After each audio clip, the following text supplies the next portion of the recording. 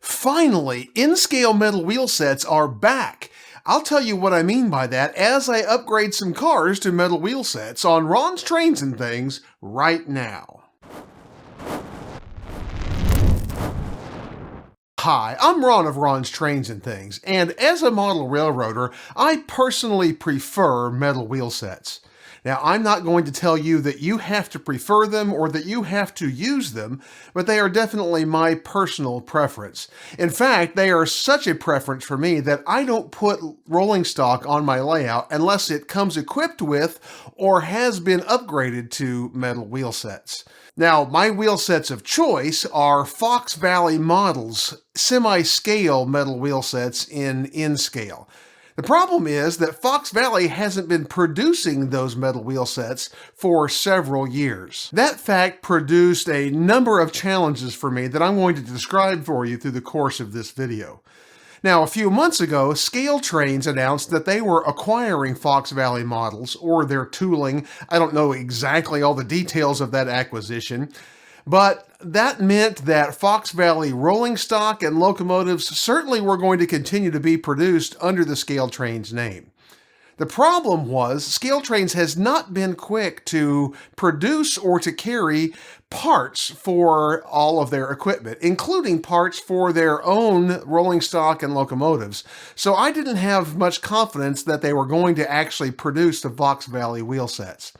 Well, I was wrong, and boy was I glad. I came to the realization just a few weeks ago that on the Scale Trains website, now they are carrying what appears to be the full line of Fox Valley models metal wheel sets, including the semi-scale wheel sets that I prefer. Now, this is a bigger deal than it may first appear, and I'm going to tell you why through the course of this video. Now, you're going to want to watch this video to the end because I've got a couple of really cool cars that I want to show you towards the end of this video. So be sure and stay tuned, but for now, let's go get started upgrading some wheels. This video is brought to you by Midwest Model Railroad. Now with 15,000 square feet and one-day shipping, they truly are your one-stop model railroad shop. MidwestModelRR.com, link in the description. Here is the stack of rolling stock that I have awaiting metal wheels. There are about a dozen cars here that have sat in boxes, some for over 2 years. Now you may be asking, why not just use another brand of metal wheels? Well, I have two answers for that question. First, Fox Valley wheels have the most prototypical profile and overall look of any in-scale metal wheels that I have seen. Most other brands just don't look as realistic as the Fox Valley wheels do. Secondly, I've used other brands in Fox Valley's absence. In fact, I purchased some Exact Rail metal wheels and installed them on several cars recently, even though they didn't look as good, because I wasn't sure that I would ever see Fox Valley wheels again. The problem was this: not all in-scale trucks and axles are created equal. Most in-scale trucks take axles that are .540 or 540 thousandths of an inch in length. So most of the metal wheels made are of that length. But some manufacturers use other axle lengths. Atlas, for example, uses at least 3 different axle lengths in scale in different trucks on different cars, and none of them are .540 axles. None of the other metal wheel set manufacturers make axle length other than .540, at least not that I've been able to find. Fox Valley did make axles in every length that I ever needed, thus the reason for my dilemma over the past couple of years. The cars that I had awaiting wheel sets needed .553 and .563 length axles. Now, as you can see here, I try to keep some stock of metal wheel sets in various axle length and in both 33 and 36 inch wheels. I use this mini tackle box to keep them organized, keeping some extra stock of wheels, replacement trucks, and couplers on the other side of the box.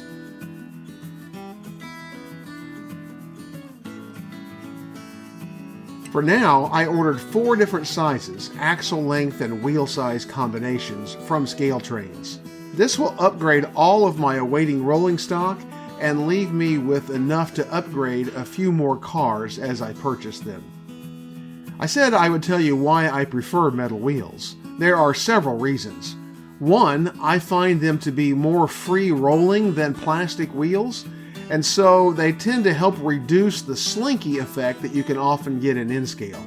Secondly, I find that they collect less dirt than plastic wheels tend to. And third, I just really like both the look and the sound of metal wheels. I love that clickety-clack sound that you get as they roll over your track. It's crucial to get the right axle length for your wheel sets, as too short axles will fall out and too long will bind up and not roll properly. A caliper is a needed tool for all kinds of model projects, and it is necessary to measure the length of these axles accurately. I love this caliper as it measures in millimeters, decimal inches, and fractions of an inch, so it is very versatile. I'll post a link to it in my Amazon Pick of the Week in the description below. I highly recommend it. Measure the full length of the axle and use the closest or next shorter axle available. You can remove the trucks to replace the wheel sets, and that's not a bad idea with cars that have delicate details like these tank cars. But with the foam cradle and some care, you can replace the axles without taking the trucks off the cars. For the best and easiest results, for trucks with couplers, remove the axle farthest away from the coupler first and replace it last. This creates the least binding as you pull the axle out of the side frames. You can then squeeze the rear side frames together a little bit to help release the axle that's closest to the coupler. Again, when reinstalling wheel sets, use the reverse order, installing the axle closest to the coupler first and then the opposite one. For the most part, upgrading wheel sets is a pretty quick and easy process. I was able to upgrade this dozen cars in about 30 minutes. Let me pause here to say, if you'd like to see more model railroad tips, tools, and techniques, be sure to subscribe down below and click that little bell icon so you can catch future videos. Here are all of the cars that I just upgraded. Tank cars,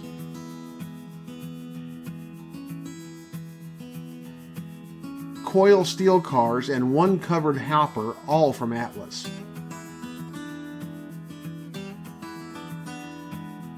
I'm also adding some scale trains covered hoppers that didn't need upgrading, but had been waiting to be put on the layout as well.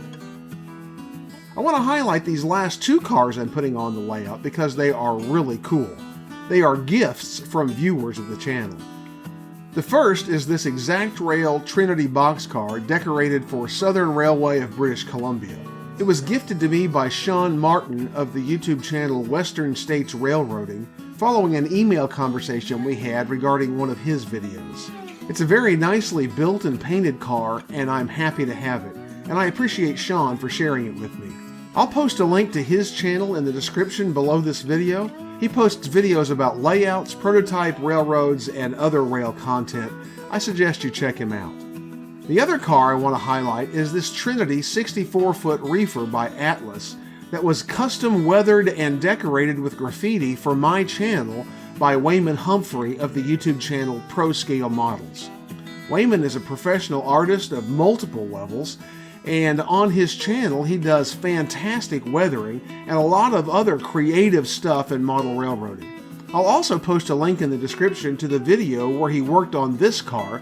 Check it out and all of his other videos. I think you'll be glad you did. To see more railcar upgrades and other model railroad content, check out the links on your screen. See that Amazon Pick of the Week, my MicroMark discount code, and much more in the description down below. And join me on Tuesdays as I bring you even more great model railroad videos. And I'll see you on the next video. 10, Lizzie?